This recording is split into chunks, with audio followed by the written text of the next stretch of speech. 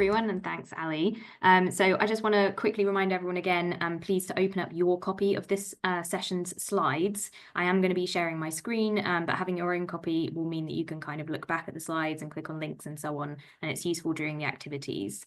And the document is called Resourcevol EDI in Action Slides. So I'll start off with a quick introduction of myself. So I have about 10 years experience working and volunteering with lots of different non-profit organisations in the UK, specialising in volunteer engagement. And now I help non-profits all over the world via my own company, which is called Resourcevol, and that's been running for over a year now. And today I'm here to talk about EDI.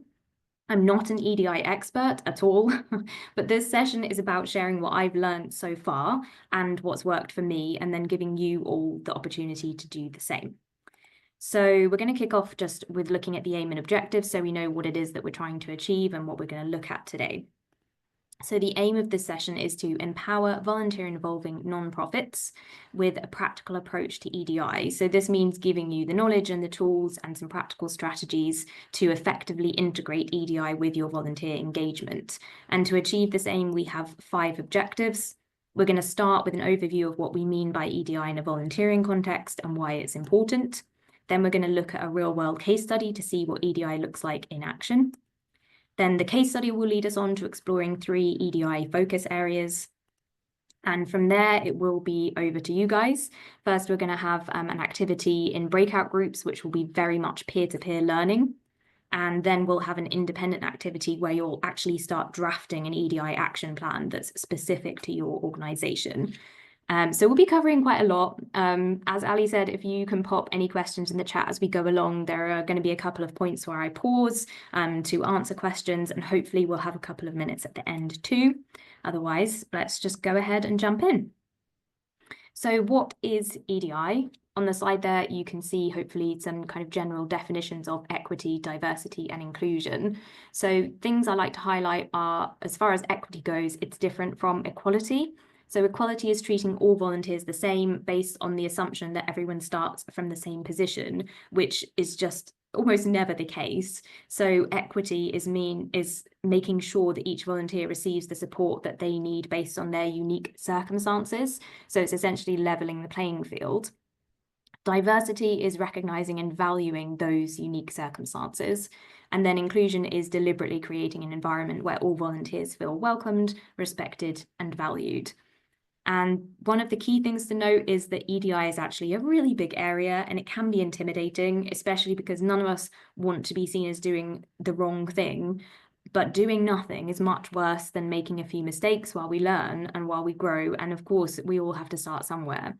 And that is what this session is about. So it's about being proactive. It doesn't cover everything, but it will help you to break things down and to get started, which is one of the most important things. So why is EDI important? We know from various studies and research that volunteering is not currently inclusive of all people and communities, either in terms of the level of participation in volunteering or of volunteers' experience of being involved. But we also know that volunteering increases our well-being, it increases our connection to others, and it also gives us a sense of wider purpose. So we want to see an equal distribution of these benefits of volunteering. And when you combine that with all of the benefits that EDI can bring to your organisation, some of which are shown here on the slide, it hopefully becomes clear why EDI is important.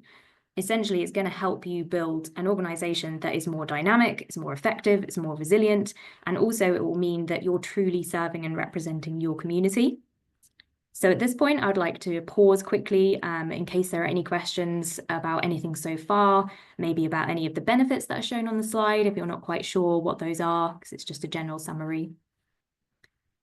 I have an eye on the chat and I don't see anything in there. You're good. Okay. Brilliant. So then we can move on to take a look at an organisation that's had some success with EDI. This is an organisation called Food Cycle, and I worked with them for around 4 years. And a couple of years ago, they carried out a group of EDI-related activities, and then they did a review of them about a year afterwards to see, what impact did this have. So we're going to take a look at the different activities now. So there were a couple related to volunteer recruitment. They expanded their volunteer recruitment platforms from just using the kind of general well-known ones like Charity Job and Do It and Get Volunteering to more specific ones. So one was called Restless, which is aimed specifically at retired people. Then Even Break is aimed at people with disabilities. So those, much more niche platforms. And then they also carried out a targeted student recruitment campaign. And then there were a couple of activities to tackle common barriers to volunteering.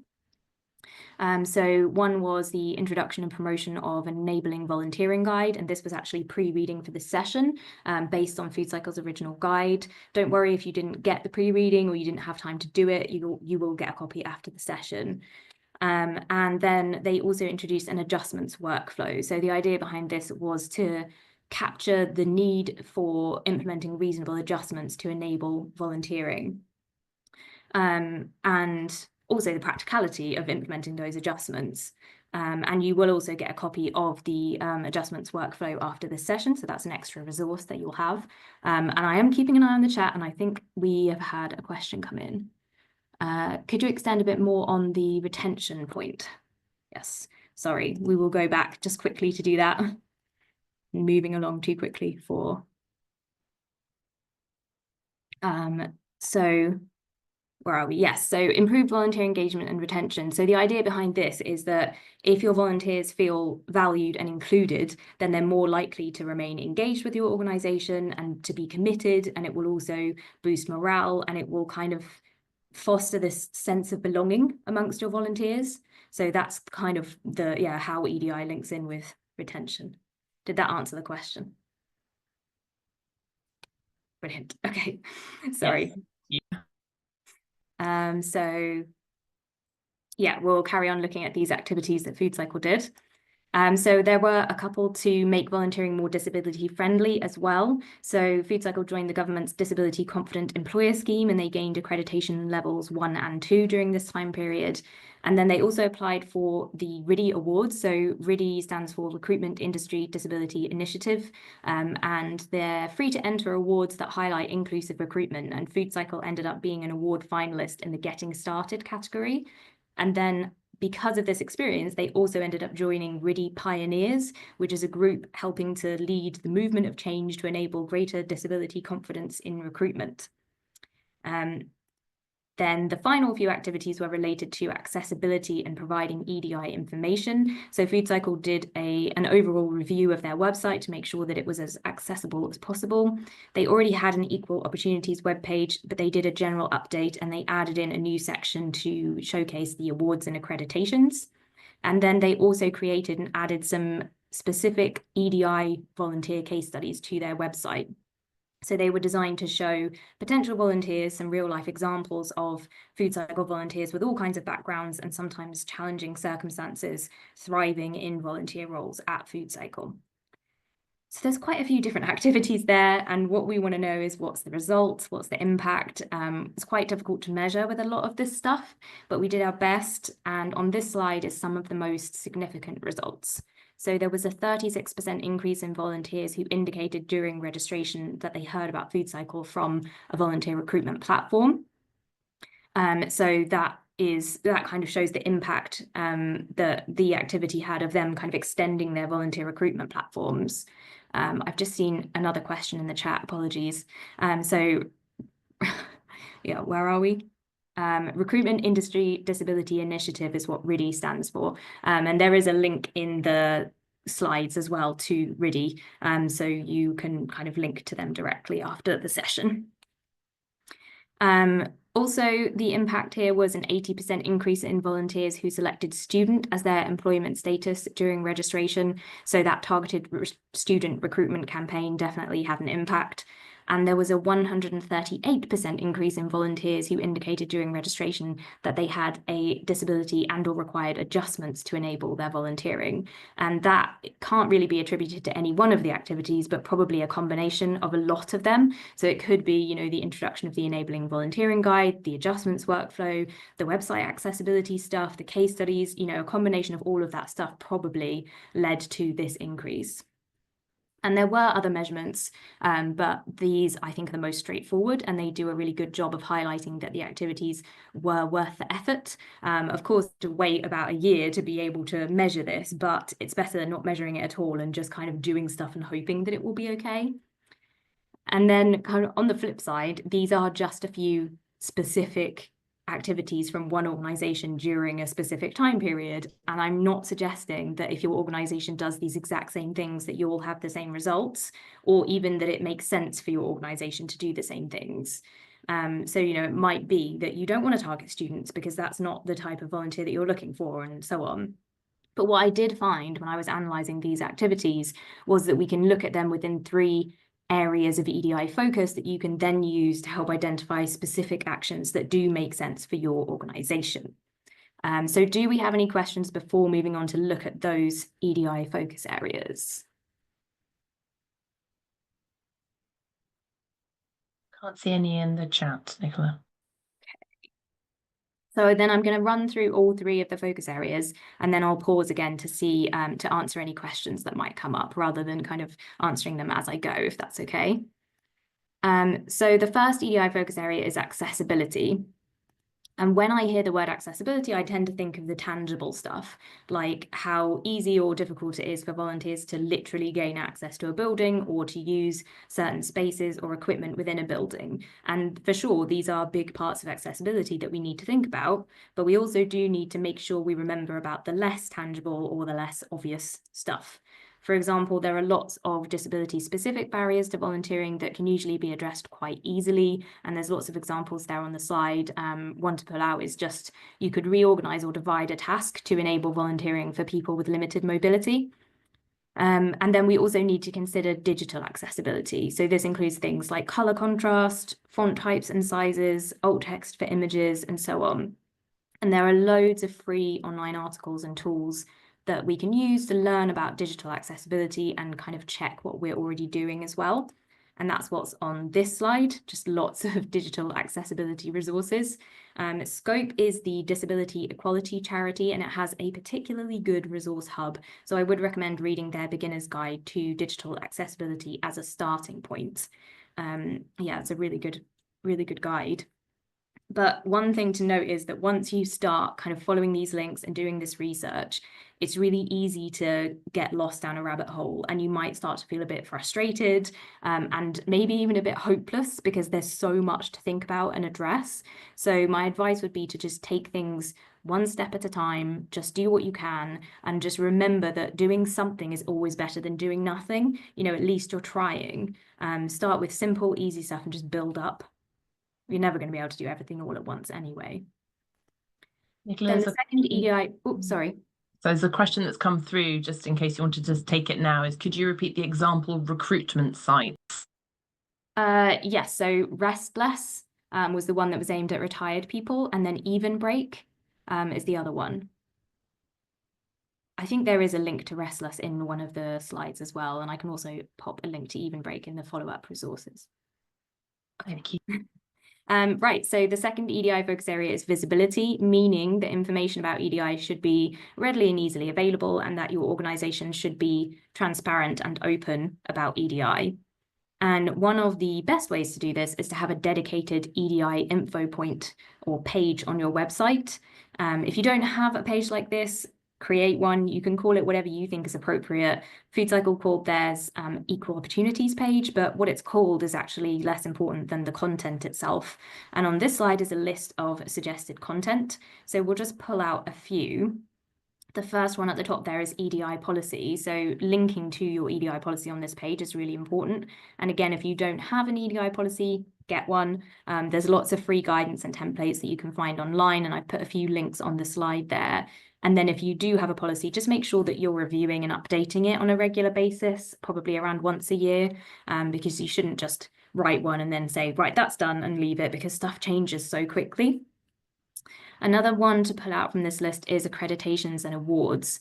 So shouting about your successes and achievements by listing your accreditations and awards in this space will help to increase trust and confidence among your volunteers, but also your staff, maybe even external partners, and it just generally enhances your credibility as well.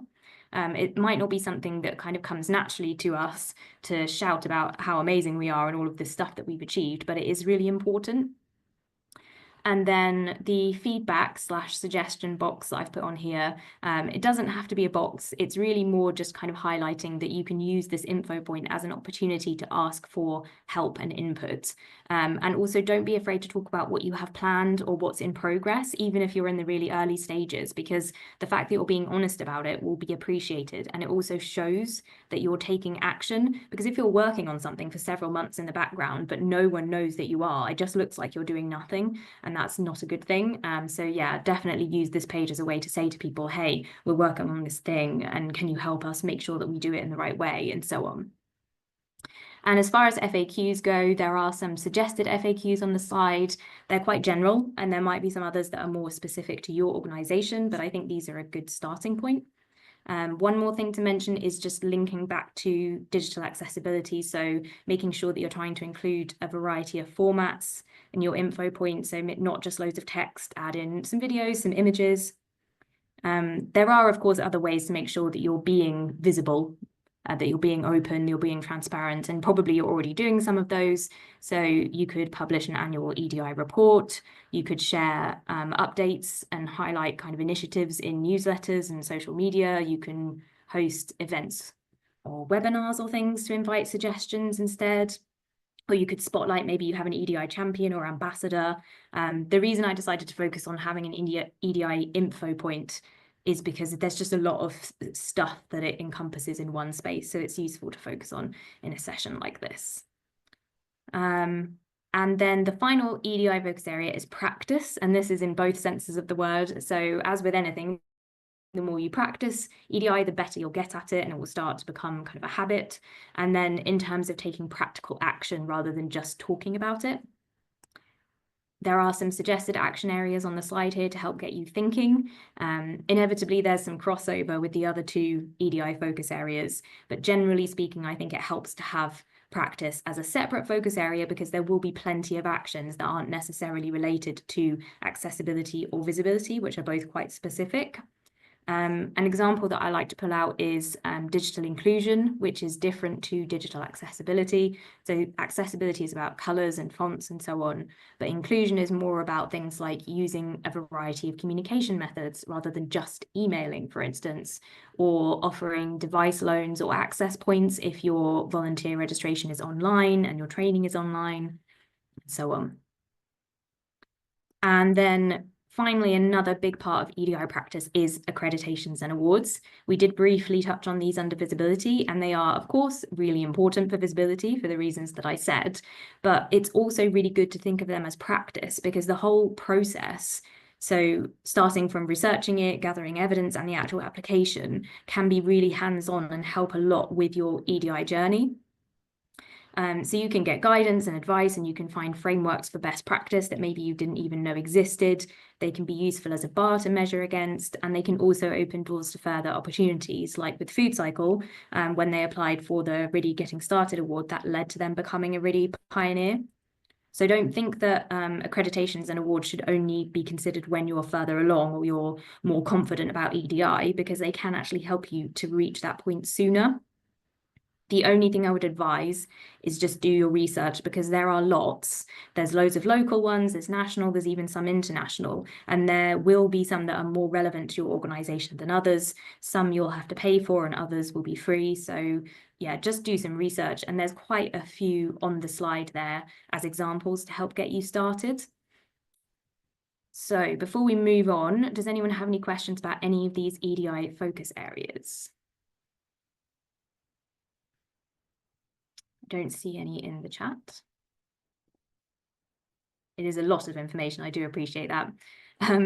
The next thing that we're going to do is actually our first activity, and it will be exploring the EDI focus areas. So hopefully if you do have any questions about any of them, then that can kind of come up and you can have a chat with each other about it. And I will be here to answer questions, of course. So this is a 15-minute breakout room activity. And the activity instructions, Ali has posted in the chat, and also I'll just go through them with you all now. So kind of what I'd like you to do in the breakout rooms is to share your approach to one or more of the focus areas and try to think about specific success or a challenge that you've had, rather than just this is what we're doing generally. Think about something specific to accessibility, for instance. So maybe that's a particular tangible thing or a less tangible thing that you're doing, and why you're doing that and how you're doing it. Or if it's visibility, maybe you bring up something special about your info point or something else that you're doing for visibility. Maybe you have a great kind of EDI champion or ambassador program going on.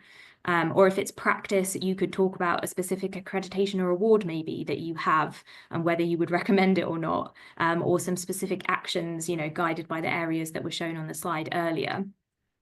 And then the second thing to do is exchange feedback. So it's a great opportunity to exchange practical advice and ideas with each other, tips and tools and so on. And then the third thing is to compile resources. So all of the stuff that you exchanged, making sure that it's on an interactive whiteboard that we can share with everyone after the session. So you can take away ideas from your own group and all of the other groups too. You can nominate someone in your group to add all the notes to the whiteboard, or you can be responsible, on your own for adding whatever notes you put in. And please also, if you don't want to, post something specific like a link to your website, you could put your name and contact details on the whiteboard, because it might be that you have a lot of experience in a particular area and you're happy for people to contact you and ask you questions about that after the workshop. That would be really useful as well. So Ali has posted a link to the interactive whiteboard in the chat. If you're struggling to access it, you can share your notes in the main Zoom chat instead, and we can take those and add them to the whiteboard on your behalf after the session. But just make sure that it is in the main chat, because we won't have access to your breakout group chats and they're not recorded. Feel free to be as interactive as possible. You can hopefully share your screen. We've got those settings turned on. So maybe you can demo a tool, or do a walkthrough, or show someone your EDI info point rather than just describing it. And you can use a copy of the session slides that you have to remind yourself of these activity instructions and to look back on the relevant EDI focus areas. I think that's everything for this activity. Does everyone understand what you're going to be doing? I can see some nodding. Brilliant. So I'm going to try and visit as many groups as possible during the time. So I'll pop in and out of groups. But otherwise, it's 15 minutes with a 1-minute warning before the rooms will be closed. So Ali, if you could go ahead and open those groups, that would be great. Ready to go? Okay, so I think that everyone is probably back now. I hope that you can see my slide still, and just the slide and not any overlaying chat windows that I've added to the top of it. But if that is an issue, please let me know. Yeah, I hope that you had productive discussions in your groups. I visited as many as I could, and it did seem that everyone was having some good chats. If you didn't have a chance to speak in your group, but you have some resources or ideas that you want to share, please go ahead and add them to the Canva interactive whiteboard so we don't miss out. And also, if you didn't have time to do that while you were chatting to people, if you could do that as we go along now. But for right now, we're going to move on and we're going to take a quick look at some common barriers to volunteering. So this is where the pre-reading comes into play. So hopefully you're all familiar with these barrier types from the Enabling Volunteering Guide that we sent out prior to this workshop. But if you didn't have time to look at that video or read the PDF, don't worry. You will get a copy of that again after the session. It was really just so that you could kind of get a bit more out of the next activity that we're going to do, but it isn't necessary. I would actually describe these as general barriers to volunteering rather than specifically EDI barriers. But the two things are inextricably linked, and there is some obvious crossover. So, for example, accessibility is one of our EDI focus areas, and that includes looking at disability-specific barriers. And two of the barrier categories you can see here are accessibility and disability-specific. But really what I wanted to highlight is that if you don't think about these common barriers to volunteering and take time to address them, it's really likely that you're going to struggle to recruit and retain volunteers, and that you're going to struggle with EDI. So because there's this interconnection here, I've taken these barrier categories and I've kind of weaved them into the 3 EDI focus areas to create a framework for an EDI action plan, which brings us on to our next activity already. But this one is an independent activity. Ali, I'll just check in with you on times. Is it okay to do 10 minutes for this activity? Yes, you're good.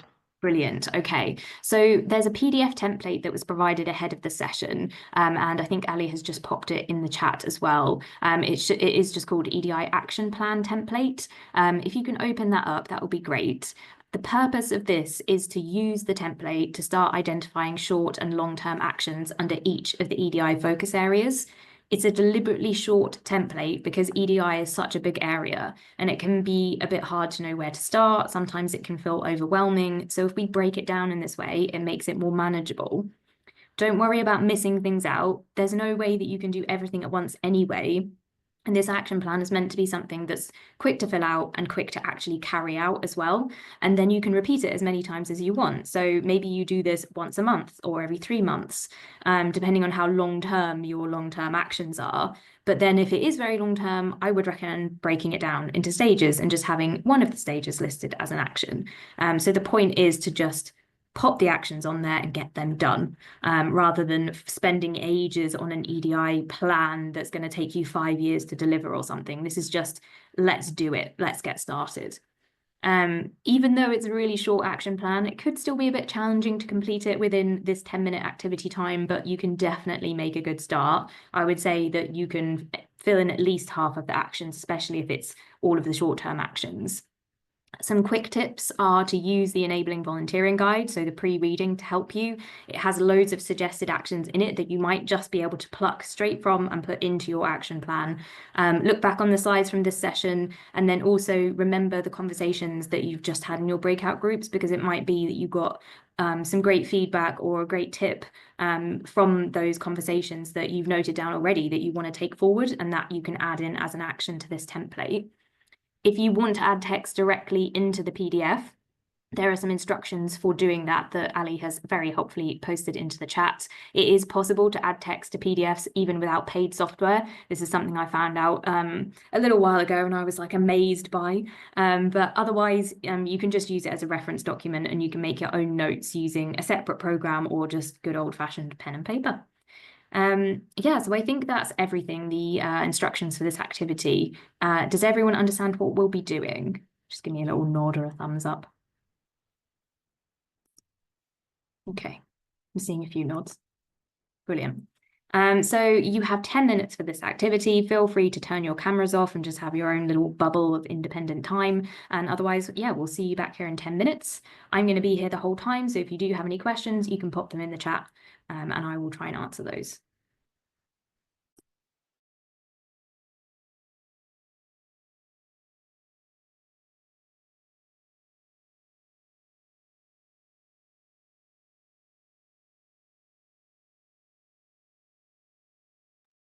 Someone just requested to see the previous slide, so I've popped that up. No problem, Claire. You should also have your own copy of the slides. So if you do need to look back at any of those slides, if you open up that PDF document, you'll be able to look at any of the slides you want.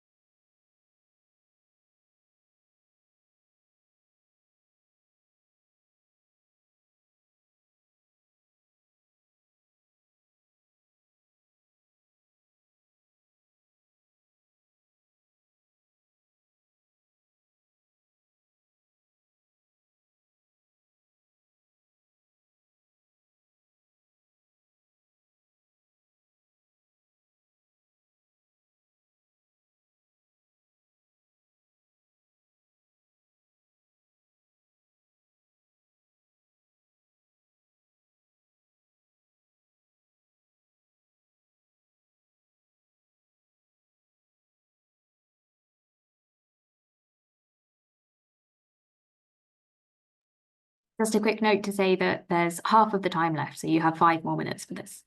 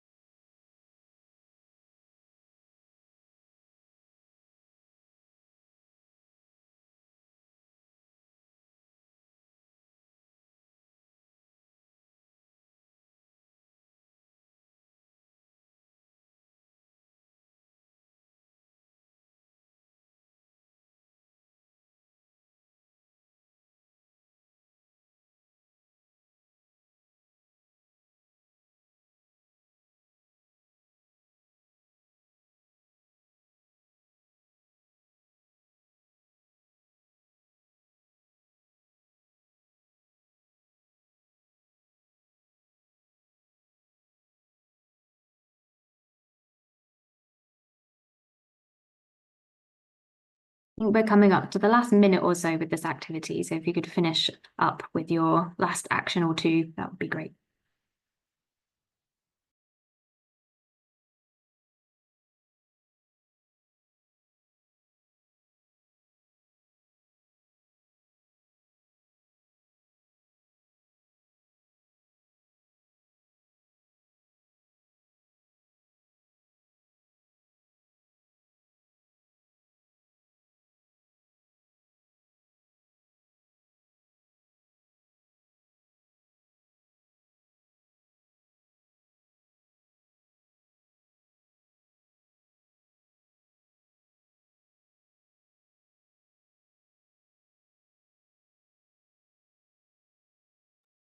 Okay, so just while everyone starts to kind of turn their cameras back on and come back to the main room, I just wanted to highlight that one of the benefits of using a really quick action plan like this is that it will help you to show your progress over time, and it will help you to maintain motivation and momentum as well, you know, especially if you're doing it, say, once a month.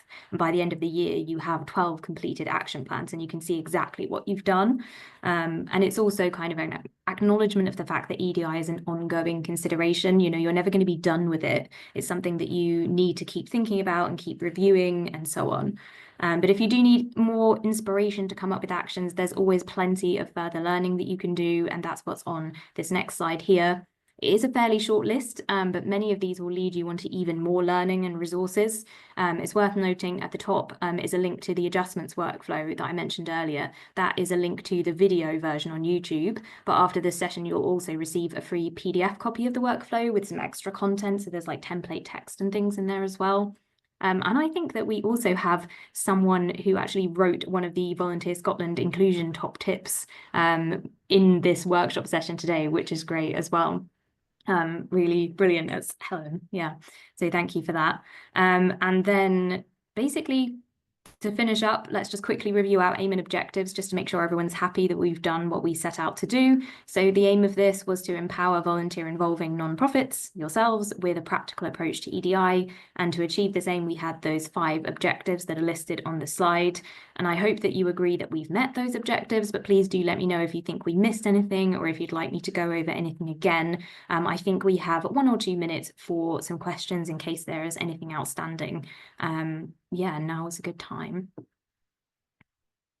I don't see anything in that, but feel free to kind of unmute yourself as well.